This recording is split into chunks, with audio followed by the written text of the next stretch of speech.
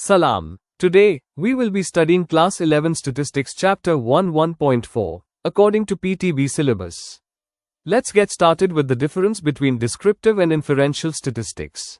Descriptive statistics is a rough and crude form of data obtained from experiments or surveys that needs to be organized and summarized in order to describe its sense. On the other hand, the procedure of inferring about the characteristics of the population based upon the characteristics of its sample is called inferential statistics.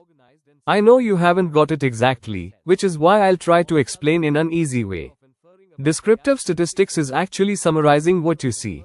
For example, if we know the height of 50 students, we can summarize the raw data as average, bar graph, or find the highest or lowest values.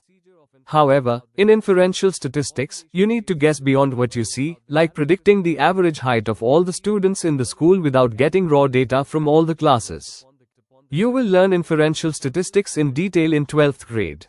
Till then, let's look at descriptive statistics. It provides a procedure for, number 1, organizing the data collected from the sample.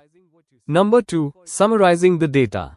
It includes graphical representation or calculation of summary values like the measure of variability. And third, presenting summaries in an understandable form for others.